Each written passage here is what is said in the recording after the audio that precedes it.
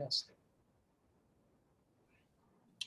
All right, so once again, thank you for joining. I'll reintroduce myself, Vincent Better with Technically Media, along with the other core partners, Coded by Kids, Venture for America, Campus Philly, and led by the Philadelphia Commerce Department. We are largely charged with managing the Most Diverse Tech Hub initiative and all the partners therein. And more people are being admitted, perfect. And so we have a great agenda for everyone today. And yes, this is being recorded, as we just alluded to before I pushed the button. So feel free to ask for the recording if you'd like to see it later, and share if others that you know were intending to make the meeting were not able to do so. So today I want to start just with a brief mention from the Commerce Department on just any first half highlights. Some reporting has been submitted to this point, and just want Heloise and her team to call out anything of note before we get into some of the other materials and the speakers that we're going to have this afternoon. Yeah.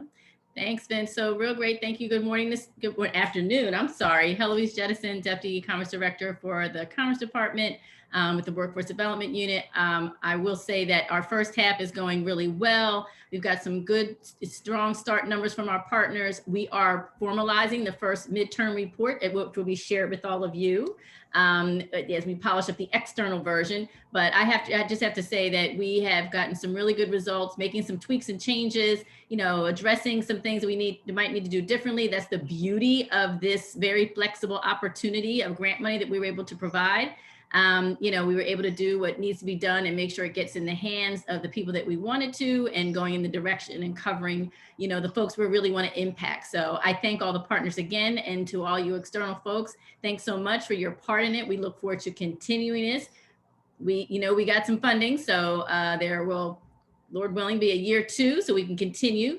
And thank you so much. And wherever you're a part in the industry partnership segment of this work with PHL, Most Diverse Tech Hub, we are very much enthused about your participation in that as well, because that's definitely an ongoing vehicle for helping to diversify this sector. So thank you so much. Absolutely, absolutely. Thank you, Heloise, for sharing that. And yes, we are making some market progress. And thanks to all of you for joining us today, and all the efforts that you're making outside of these conversations, the information sharing, the apprenticeships, the internships that are being secured by a number of organizations throughout the city to really address the effort of making sure that there's some more minority representation among the technology teams. That really is the future of this workforce here in Philadelphia. Is certainly well needed and welcome participation. So if you know of others that should be a part of these conversations, feel free to invite them. They can reach out to me directly with any questions about the group. I can give them the baseline all the way back to January and even beyond that if necessary, but happily expanding these conversations wherever we can and however often we can. So the first thing I wanted to share with the group today is just acknowledging our first, or our second case study was published through this program. So I don't know if many of you are keeping up with the content that we're producing on Technically, specifically with the Most Diverse Tech Hub in mind and mentioned, because that's a lot of what we are functioning as. We're essentially the media and marketing arm of this effort. So we want to make sure we're getting as much information out to the public around what's happening and what organizations can be doing as often as we can. So I'm going to drop a link into the chat of the most recent case study, which was June 25th, which we published. There'll be a couple other stories. There's things that we've gotten from partners like Campus Philly highlighting technologists, minority technologists in the area that we are publishing as well. So these are just great instances where we're sharing information around what's going on across the board. Oh, let me make sure that's going to everyone, not just Eloise. So this is the most recent case study that we've published. And we're also going to take a quick look, if we have time at the end of this call, at the toolkit that we're in the process of developing. It's going to be a great resource for companies, individuals to really be able to tap into and know where they can find particular things. Certainly will not be exhaustive. There's lots of things that are out there that we are unable to just wrangle into one place. But if you are looking for a resource or an organization to support the effort, or just how else you might want to get involved, we're going to capture a lot of that in one place. And we're going to add to that as we go on through this effort. So I'll share that at the end, but I realize we have a lot to cover today. So I want to make sure that we get right to the speakers this afternoon. So the first speaker that we have up is Shayna Savage with the Urban Technology Project. Shayna, are you here?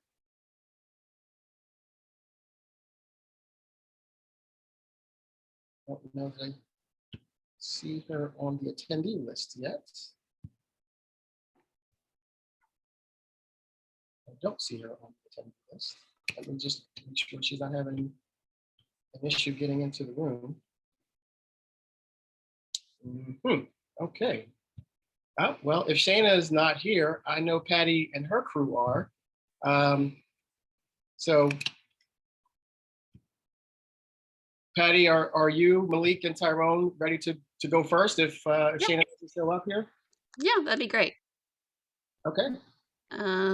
Just gonna share. Do you want me to share my screen with my slides? Yes, if you can. Do you need me to enable it? No, I think we're good. Everybody see that? Excellent, great. So thank you so much to Vincent and Heloise for the opportunity to come and chat with the group today. We really appreciate it. I am Patty Day. I am at the Chamber of Commerce for Greater Philadelphia, and I manage our portfolio of work around talent and workforce development. That's lots of different initiatives, but a really great one that we're here to talk with you about today. And I'm joined with two of my colleagues, one from Philly Works and the other from Graduate Philadelphia. I'm going to have them introduce themselves in a second, and as well as their organizations. But the Philadelphia Skills Forward Initiative is a partnership between Accenture, the Chamber, Graduate Philadelphia, and Philly Works. The goal of the initiative is to train 5,000 plus workers over a specified amount of time, 18 months, who are or underemployed, or whose jobs may be at risk of being automated.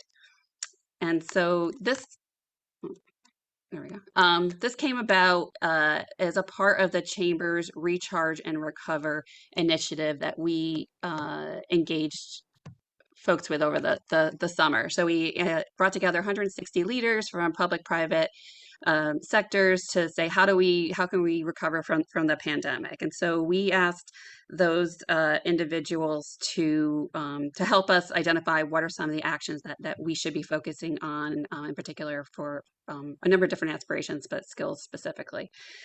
So that's the why for the chamber. I'd like to toss it over to Malik Brown to introduce himself and Graduate Philadelphia. Thanks, Patty. And thanks, Vincent, for having us today. So good afternoon, everyone. Malik Brown from Graduate Philadelphia. For those who are not familiar with Graduate Philadelphia, the organization was started in 2005 as a response to some of the talent and economic needs of the city, particularly for those lower income adults who had some post-secondary attainment but never completed an associate's or a bachelor's degree. Today, in today's context, Graduate Philadelphia is really looking to integrate academic degree completion and workforce development in order to help raise the city's post-secondary attainment rate for Black and Brown populations. And with that, I will kick it over to Ty to introduce himself. Hello, everyone. Thanks for having me. Tyrone Hampton, Manager of Workforce System Initiatives with Philadelphia Works. So a little context around Philadelphia Works. We are the local workforce board here in Philadelphia.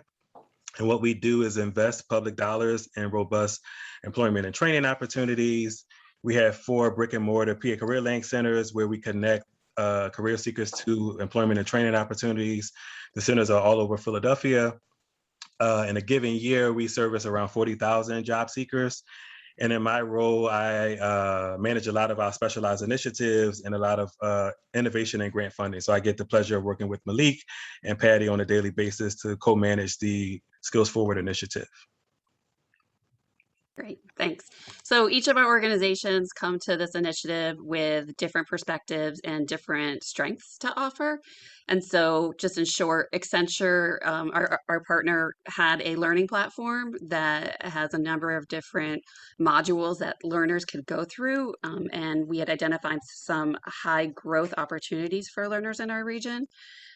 Graduate Philadelphia and Philadelphia Works both have their customers, their clients that they work with. So a pool of individuals to at least begin engaging in this work. And then the chamber has our membership. And so our role is to really engage employers to partner with us, to come along on this ride in one of a few different ways, which Malik and Ty will talk about in a few minutes. But as you can see, we're really looking for high demand jobs, looking to encourage employers to focus on skills-based hiring rather than a degree as a proxy, but really looking ultimately to help our residents find opportunities for success.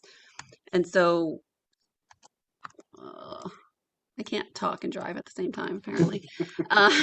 One of the things that we do like to showcase when we talk about this work to get you thinking about how this might be a fit for you is this continuum of commitment. So there's lots of different places that employers can be a partner, whether it's with this initiative or the many other workforce development initiatives that are in place around the city and the region. But so we're firm in believing that there's a place for everybody. We just need to have organizations identify what's the right fit for them. And so hopefully that's what you'll hear a little bit today about what some of the opportunities are, how it might align with the work that you're already doing in your organizations, the work that you're doing collectively with this group, and to see if there might be ways that we can partner with you as we work towards this goal. So with that, I will toss it back over to Malik. Thanks, Patty, and thanks for your great leadership on this important work. So Patty touched everyone a little bit on sort of the genesis of this work, right? She talked about last year we went through this little thing called the global pandemic with COVID, right? And we know that there were a number of small businesses, a great number of people across the income spectrum that were impacted by layoffs, by job dislocation. And as a response to that, the recharge and recovery and effort was created. And then as a leg of that stool, the Philadelphia Skills Forward initiative was created in partnership with the Chamber of Graduate Philadelphia and Philadelphia Works and Accenture. And so as Patty alluded to, the goal is really to help reskill and upskill up to 5,000 career seekers by June of 2022. And there are certainly like sort of 3 key points or objectives that we're trying to achieve in that 18-month timeline, right? One is training opportunities for dislocated workers or job seekers who have access to an online curriculum that Accenture has curated over a number of years and has deployed in a number of metros across the country. There are over 150 short courses in a number of different job tracks, including information technology, that people can access either on their mobile device, or laptop, or a desktop. There's the skills development and 3 different tracks that my colleague Ty will talk about in a little bit. One is entrepreneurship, the other one is health tech and administration, and the third is IT customer support. And then Ty will talk a little bit about a 4th track that includes some general business training like team dynamics, effective communication, problem solving, critical thinking, et cetera. And then lastly, certainly getting a workforce credential and getting some skills is key. But we want to make sure as much as possible through the great work of the Chamber, convening a lot of great employers, that some employment opportunities are available, once these learners complete a particular track, have that sort of certificate of completion on their resume. We prepare them for that job interview, and hopefully they get back to gainful employment. And again, I mentioned that the project runs through June of 2022. Next slide, please. So here, as we've sort of done our roadshow over the last 5 or 6 months, we wanted to make sure that we had a visual that really captured the essence of this work. You can see there the end goal in mind in the bottom far right is really the upskilling and reskilling of up to 5,000 career seekers. The swim lane at the bottom half of this graphic shows how career seekers are recruited. And that is through Philadelphia Works and through Graduate Philadelphia through our respective channels, and really, coordinating and creating sort of synergistic kind of recruitment channels as much as possible. And then at the top, the swim lane there of the employers and the great work that the Chamber is doing is really convening their membership and really identifying opportunities for employers to provide mentorship to provide instructors for some of the training, and then as I mentioned, to provide potential job opportunities for these adults. And I would be remiss if I didn't mention our great partner, Accenture. Again, this is really a part of their Future of Work initiative that they have deployed across the country. So this is sort of a proof of concept that has been going on in other metros. They brought it here to Philadelphia, and again, has offered their entire learning exchange to both Philadelphia Works and Graduate Philadelphia to use for our customers. And with that, I think the next slide, I'm going to turn it over to my colleague, Ty. Thank you, Malik. So we have 3 specialized learning tracks here: entrepreneurship, health tech and administration, and IT customer support. And we know that these are 3 thriving job sectors that are important in our current workforce environment. I'll start with entrepreneurship. One of the things I want to highlight about entrepreneurship is we've heard from our stakeholders, both career seekers and our workforce partners, that entrepreneurship courses were needed in the past, but we never quite honestly had the capacity to facilitate any type of entrepreneurship courses. So now that we have the Skills Forward initiative, we're able to fulfill that need. And one of the great things about entrepreneurship is all the courses are self-paced.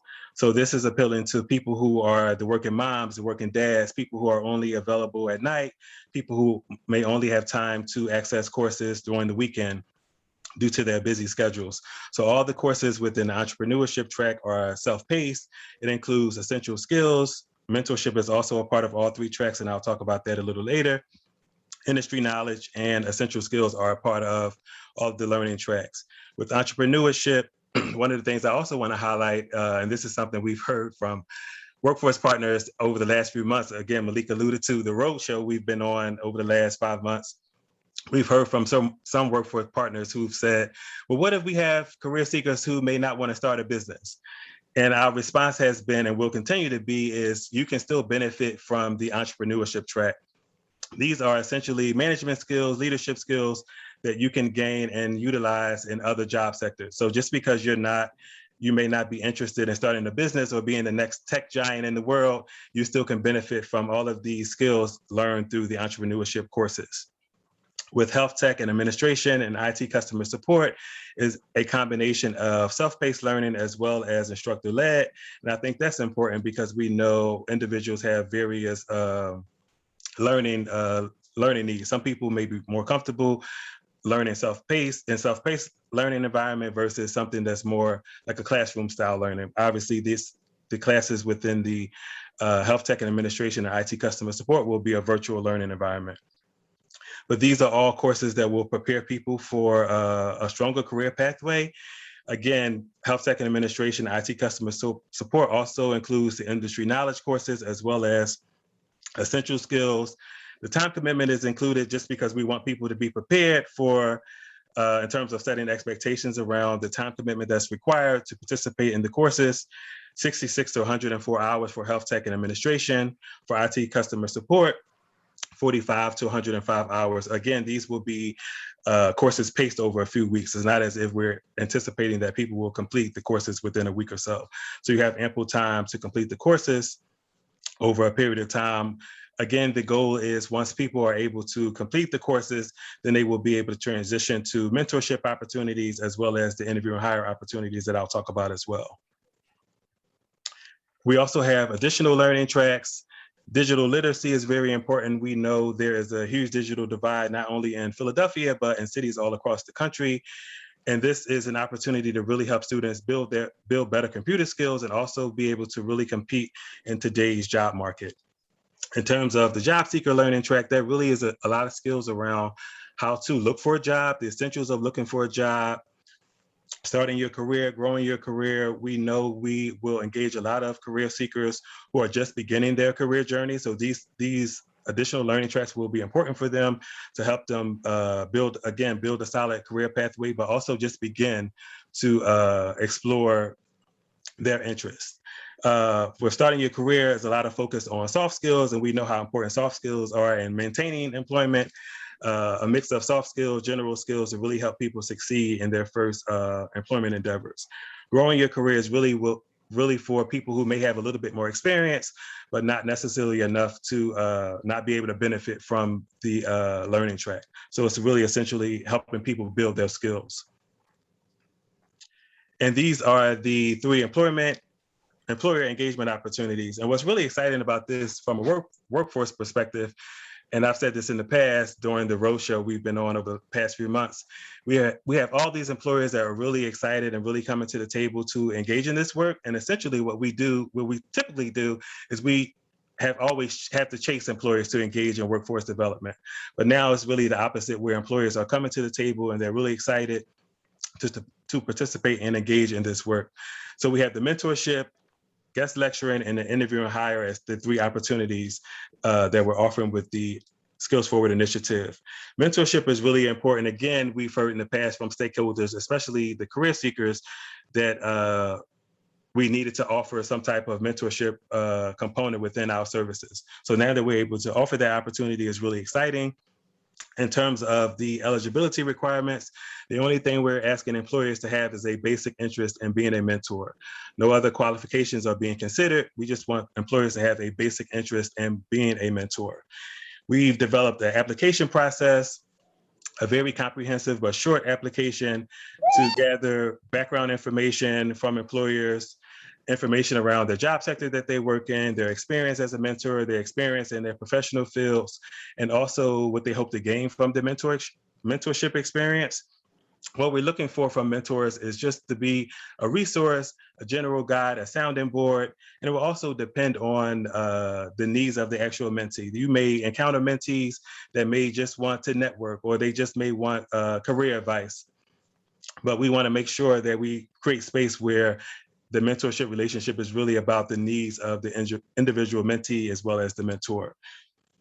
The mentees will be sourced from the Graduate Philadelphia system as well as our overall PA Career Link system.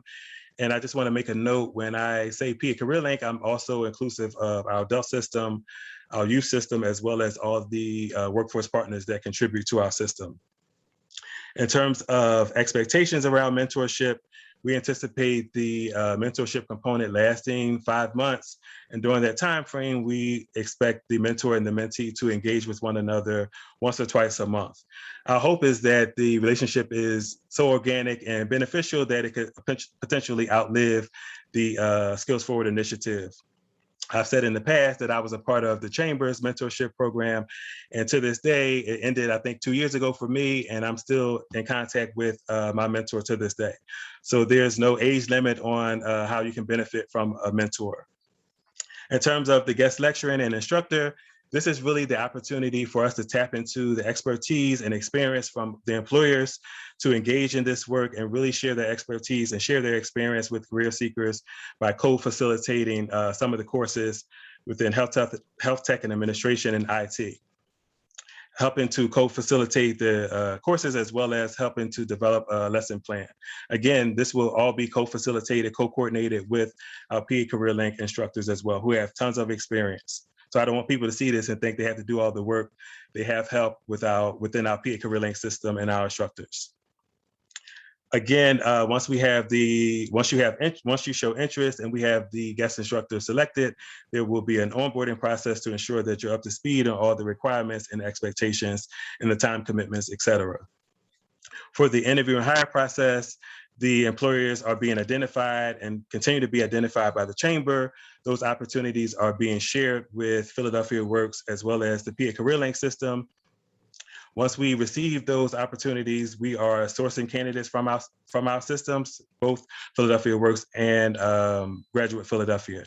The candidates are being sourced, selected, and screened.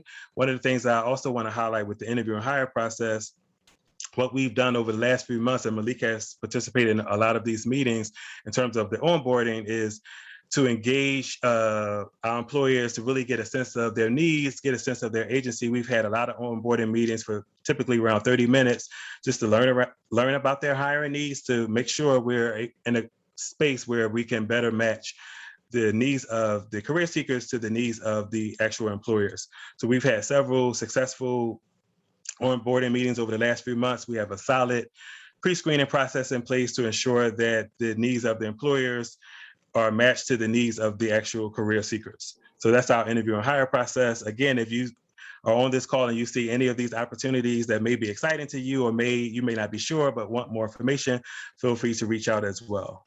And I'll transition it to Malik. Thank you.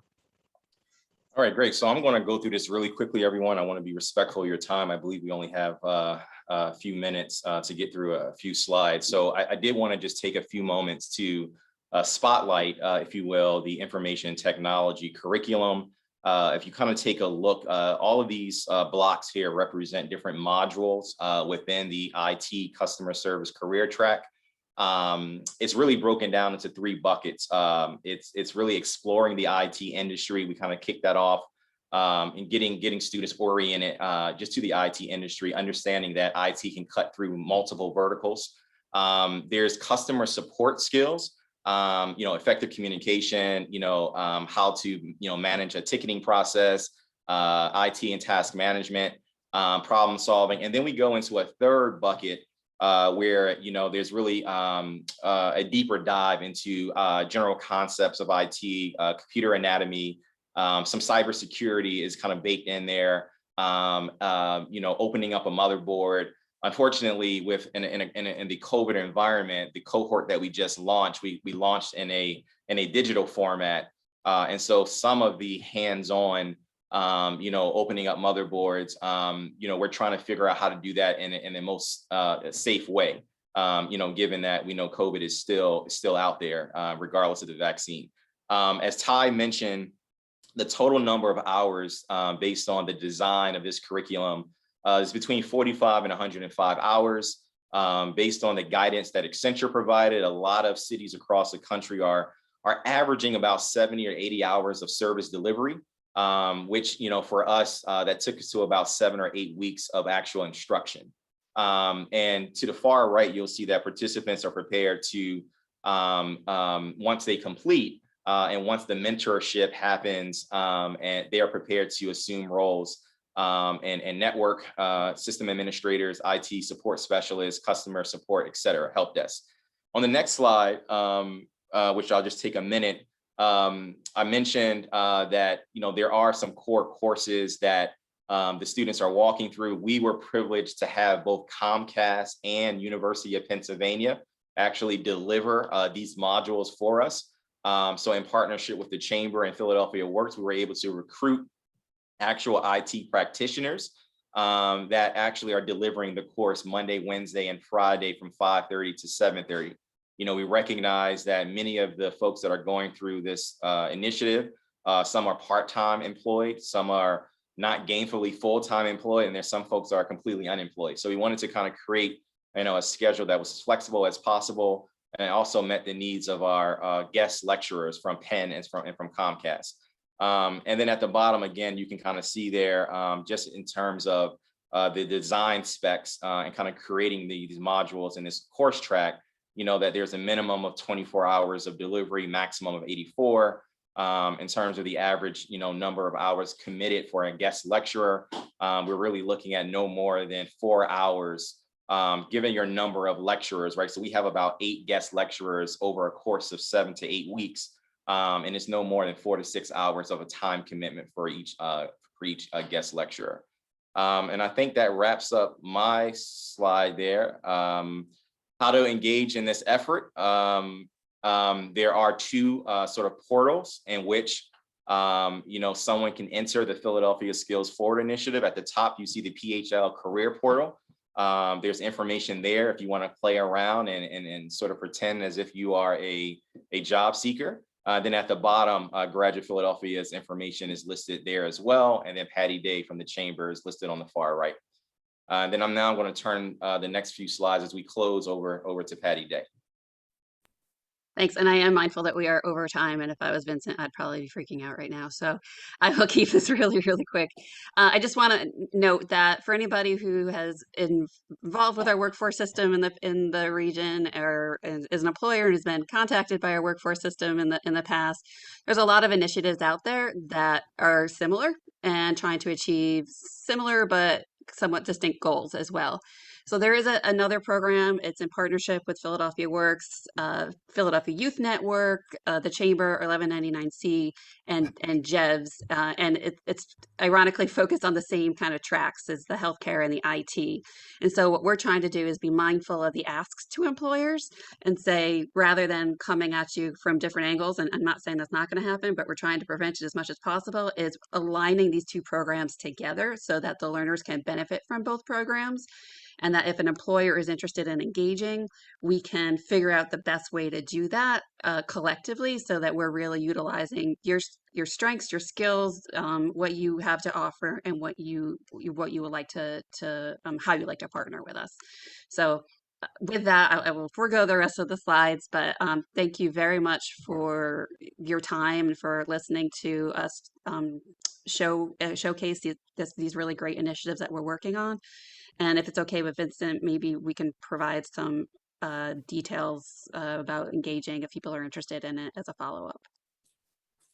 Absolutely. Thank you, Patty and Tyrone and Malik. Great information. We're going to jump right into Urban Technology Project. So Shayna, when you're ready, someone asked in the chat, Patty, if the slides will be sent out after the call. I have these slides, so if you are okay, I can either share them with the group collectively, or you can send them, you can collect emails in the chat for people if you want to send them individually. Yep, I have an updated deck if that's okay, but I could share it with you if you wouldn't mind sharing it out. That'd be great. Okay. Thank you. Perfect. Shayna, have you addressed your technical difficulties? You ready to go?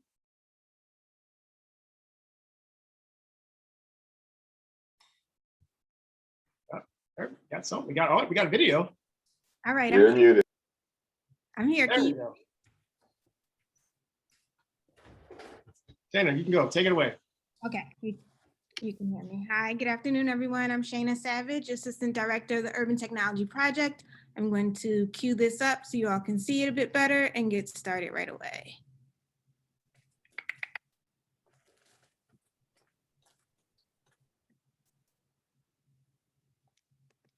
All right, so the Urban Technology Project, we are a collaborative initiative between the School District of Philadelphia and Launch of Philadelphia. And we are empowering Philadelphia youth and underemployed adults with skills and experience required to enter the tech space. Our mission is to increase diversity in tech by removing the barriers to entry. And as we all know, a major barrier to entry for low-income people of color are the college degree. And because the college degree, the ticket price for that credential is so out of reach for a lot of low-income people, that has been a barrier to entering middle-class jobs and especially tech. So we're excited to see that that barrier has started to come down and be removed slightly in the tech space, and that a lot of employers are leaning more towards skills-based hiring and really just trying to find the talent that they need to fill these roles because there's such a surplus in job opportunities in the tech space and unfilled tech roles. So again, that's a part of our mission. Also providing a career pathway to technical careers through training, mentorship, and job experience. And so we are empowering our apprentices, again, with that hands-on job experience, with certifications. All of our apprentices go through IT, industry recognized IT certification trainings. And again, that mentorship, that's a critical component. Also empowering Philadelphia youth to serve in their communities. So our pre-apprentice are also AmeriCorps members. So they're serving in Philadelphia district schools throughout the district, really serving to inspire the future generation of technologists. I'll go more into that. And then we're also providing employers with local tech talent. I'm sure we've always often spoken with employers that say they can't find the talent they need. And so we serve as that talent pipeline to diverse tech talent that are ready to go. All right. So a little bit about UTP is what I'll be referring to it as we go along. We are a registered apprenticeship with the Pennsylvania Department of Labor and Industries. We're the longest continuous running IT apprenticeship program, nationally recognized by the Department of Labor Secretary in 2014. Recently featured in Philadelphia Inquirer, and also JFF is Jobs for the Future's publication on high quality pre-apprenticeships. We've trained over 300 apprentices, and our focus and our foundation is diversity, equity, and inclusion. Before that was a tagline. It was our mission since 2002. This year, currently, we have 95 BIPOCs. And also 42% women, because that is also, there's also a gender inequity in tech. And so we're looking to increase gender equities, racial equities, and just expand access to opportunities for all in this tech space. So you'll hear me say apprenticeships. What are apprenticeships? So I don't like to take for granted that folks know what apprenticeships are.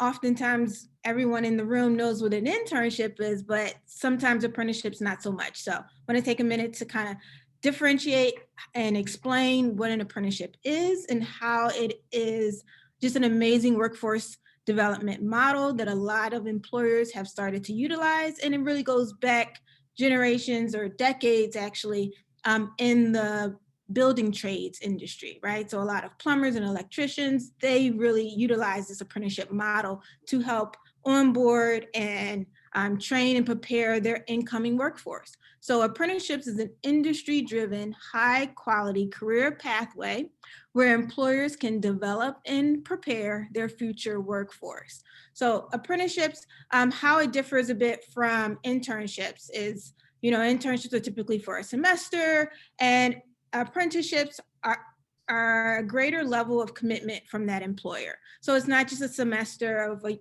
getting a young person in to test the waters and see if this is a good fit for them, but an apprentice is an employee on day one. They receive salary and benefits, and this employer is investing in the development of this apprentice. So it's a little bit of the skin in the game, like we always kind of refer to. And so, again, because the employer has invested more time and more resources into this apprentice, the outcomes are greater for that employer also. So in terms of, I'm sorry, the word escapes me. In terms of conversion, that's the word, conversion rates. So the conversion rates for apprenticeships versus internships, meaning that those interns or those apprentices convert into employees, 80% conversion rate for apprenticeships. And also another huge selling point for employers is the retention rate. So retention rate of apprentices are 94%. Apprentices are really committed and really stay committed to that employer because of, again, gave them that opportunity, invested in them, and apprentice, again, have a 94% retention rate, which is a huge pain point for many employers, especially in the tech space where employees tend to bounce around. Also, again, it being a viable workforce development strategy for employers is, again, being able to find that diverse tech talent and also reducing the time and cost to hire. Statistics show that it takes over 2 months to hire tech talent these days, especially if it's a very nuanced role. And so again, with apprenticeships being connected to an apprenticeship like UTP, we can reduce the time and cost to hire down to 2 weeks and also be a direct talent pipeline for diverse talent. Second part of the sentence, we're saying individuals can obtain paid work experience, classroom instruction, portable, national recognized credentials. A win-win for that young person or for that career changer or for the veteran or the person re-entering. And so I always say apprenticeships are an amazing option to that college degree or that college experience that might be out of reach for some of our low-income participants, where they can still get the hands-on experience. We pay for their certifications, and those certifications are nationally recognized and really validates their skills. And they are earning as they're learning because, as I mentioned before, they're employees on day one. That's a bit about apprenticeships. All right, so our apprenticeship pathways, we have 3. We have our AmeriCorps Digital Service Fellow pre-apprenticeship. And this is really for that opportunity youth out of work, out of school, 18 to 24, and they are interested in tech, but don't have any tech experience or skills sets, and want to start to kind of dip their toe in, learn more about tech. So we train them as tech mentors. They lead tech clubs, again, within our schools. And they are working side by side with the computer teacher in the school. So the computer teacher is serving as their mentor. They're learning from that instructor. They're also leading tech clubs, and that's that service component because they are also AmeriCorps members. And then we're also developing their tech skills, helping them lead help desk and Chromebook repairs. The pre-apprenticeship is a 1 to 2 year apprenticeship. They also receive CompTIA certification. So all of our apprentice training is available to them. And CompTIA is one of the most foundational, most recognized trainings in the industry. And again, our service site is the School District of Philadelphia, and our training provider is JobWorks. Then it's a direct pathway, but we have some young people or some adults who jump off the path and go straight into the workforce. So it's not contractual, but it is a good amount of time where we are, again, developing and mentoring and building skills so that they could enter the tech space. So then they could transition again into the computer support specialist role, which is IT support, help desk. They are learning hardware, software in terms of repairs, maintaining installs and updating. Also mostly working in the school districts, so they're working in those computer labs. And also this year during our remote year program, and when all the students were one-to-one with a device, we were supporting even more, and the interest and the need for tech support increased significantly this year for us. And so managing inventory, they update websites, also earning certifications, and some of our employers, again, are the school district, Drexel University, and Visual Sound. And this apprenticeship track is 1 to 3 years, and our training provider is also JobWorks. They're so excited to be launching our software developer apprenticeship track this September in partnership with Boomi and Coded by Kids and One Philadelphia. And so this is an even more specialized career pathway, which really just expands our apprentice opportunities and also income opportunities for the future. So we are training our apprentices to be junior back-end developers, and they're learning coding languages, they're learning project management, they're going to be designing and testing and being a part of a team on day one. So they're learning the whiteboarding and the ideation and all the things that happen in tech. Also going to be receiving an AWS cloud certification and also programming certs from CCP. All right, so components of apprenticeship, again, is that related technical instruction, that's that classroom instruction. Again, I spoke about our training providers, but this is where our apprentices walk away with that credential to validate and certify their skills. On the job training, they're getting that hands-on work experience. And also, this is a great time for employers I've seen really kind of pass on that information for some of their workforce that they know is soon to be retiring. So that's another reason why some employers say, I want to do this apprenticeship thing, because they know 20% of their workforce is retiring. And how do they, kind of get people up to speed and train folks on that institutional knowledge that's about to walk out the door. So, apprenticeships is a great opportunity to pass on knowledge and build skills and train your new workforce. All right.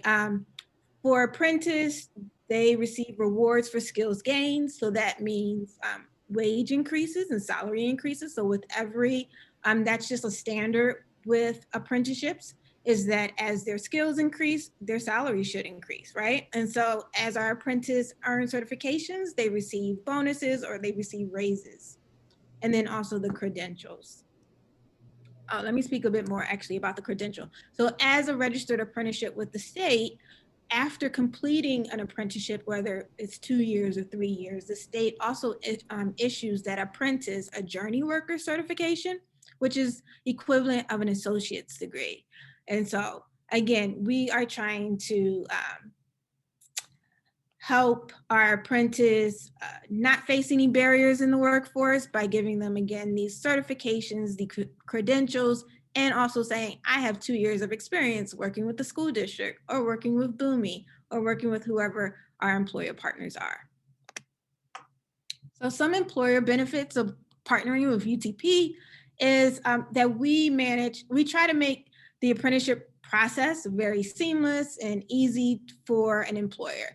Many employers don't have a person that they can just designate this work stream to, or it's just, not within their wheelhouse. So they feel more comfortable, and we feel comfortable leading this initiative for employers. So one thing that we offer employers is all the HR. So we do the screening and the hiring and the benefits and the payroll, the background checks, and also really specifying this or tailoring it to the needs of the employers. So if they also want a particular drug test that we might not run, we also do all of those things. So we take care of all the HR for the employer. Again, also we are tapping them into local diverse talent, which is also the DEI for employers who really, again, this aligns with their values. They want to have a workforce that reflects their constituency or reflects their customer base. And then again, as I mentioned, the retention rate is a huge benefit for employers. We also help co-manage the apprentice. So maybe folks in your office, are not well-versed in youth development or workforce development. And so we also help to manage that apprentice, make sure they're showing up on time, make sure they understand the importance of meeting deadlines, and so forth. Our program also offers a caseworker, again, to provide that apprentice with those wraparound services so that things that are happening in their personal lives don't negatively impact their success in the program. And then also reports have shown, again, that having an apprentice increase productivity, profitability, and also the return on the investment of having an apprentice is for every dollar that's invested in the apprentice, the employer sees a benefit of $1.47 on their dollar. So how can employers engage? As the other presenter was mentioning, the continuum of ways to engage. Number one is definitely hire an apprentice, but then if you are not ready just to jump right in, your company might have employee resource groups, or also just employees that want to give back. Maybe your company also incentivizes that sort of community engagement and outreach. So we're also looking for employer mentors, host an office tour, participate in a career readiness event. Every year we have multiple career panelists, so it's great for them not to just hear from me and my managers all the time, but to actually hear from people in the field, to hear from technologists in the field. Also resume reviews and mock interviews, and again, recruiting our graduates. And this is my last slide. Again, just a little bit about the Philly tech ecosystem. UTP is not the only ones doing this work in terms of training providers that are trying to move the needle, create more access and opportunities for people of color in tech. You have UTP, Encoded by Kids, JEVS, which I heard also mentioned, Launch Code, HopeWorks, Perscolis, and Europe. Thank you all for your time. Happy to answer any questions if that's the flow for Vincent, sorry.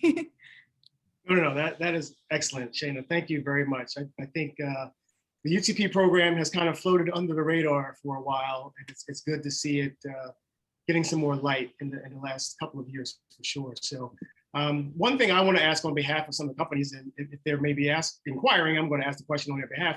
What's like the minimum requirement to get involved in either of these programs? So Patty, I'm directing this to you as well. From either a activity perspective, what they need to provide, financially supportive, what's the baseline for what they need to be ready to do if they want to get involved?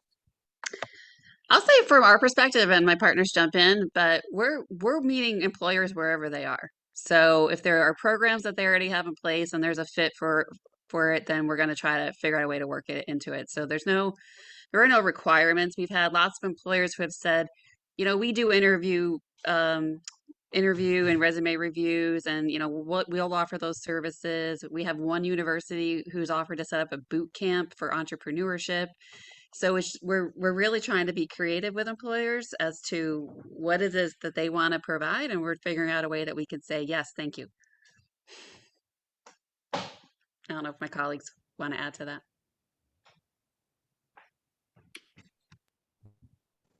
Shayna, anything unique for UTP, or that same? Yeah, that's a great answer that Patty just gave, and we're the same. Wherever you want to get in, we will make sure you fit in here. But also just like the things that I mentioned in terms of mentorship, in terms of an office tour. Some folks want to just, you know, see our apprentice and get a sense of the program and the management structure, and just, you know, start to build confidence in the program, and also begin to just cultivate those relationships. So there's multiple ways to start that relationship if they want to, again, just give of their time, 1 hour a month for 10 months as a mentor. If a one-off is more of a better fit for that company, to do an office tour or to host an event, like again, the resume reviews or mock interviews. And then there's also ideas that I haven't come up with. So yes, we're open and just happy to have employers come to the table and be open to skills-based hiring and increasing diversity in tech.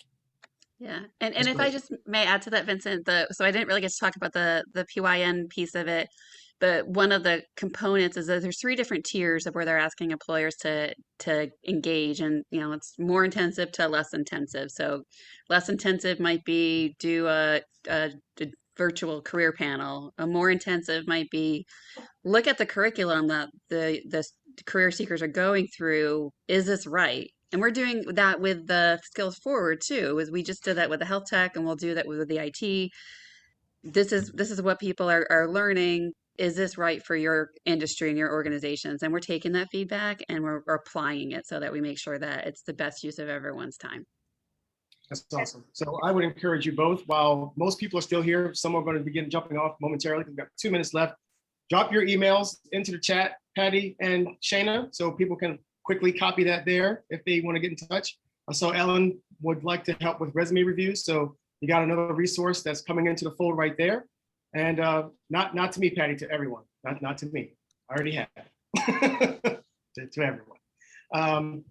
We got a minute left, so I'm not going to belabor the meeting. I think it's been great information. If you have any questions, feel free to reach out to Patty, to Shayna, to me, and I'll happy to plug any gaps that I can.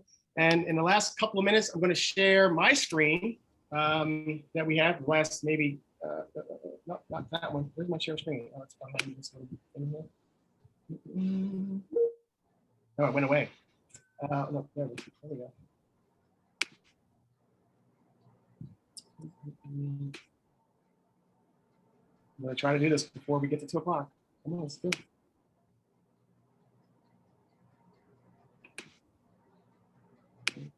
There we go. And here we go. Whoever can hang on, it's going to be great. It's going to be worth it. I promise you. Promise you.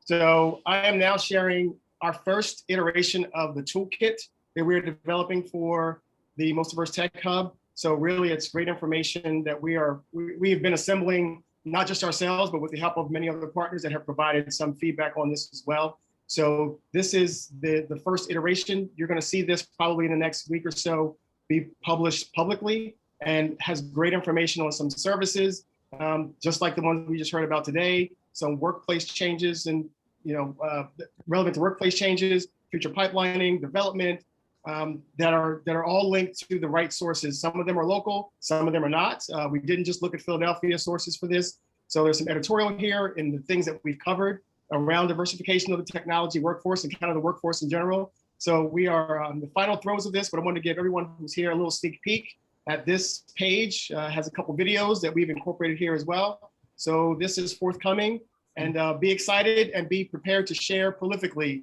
once it is officially published. Yay. And that's it. I know we're a minute over, so unless anyone has a pressing question, that's it. That's all for now. And our next at-large meeting will be in September. And hope to see you all there. Thank you so much. Great job today. Thank you, Vincent. Excellent. Thank you, everyone. Stay hydrated. Yes.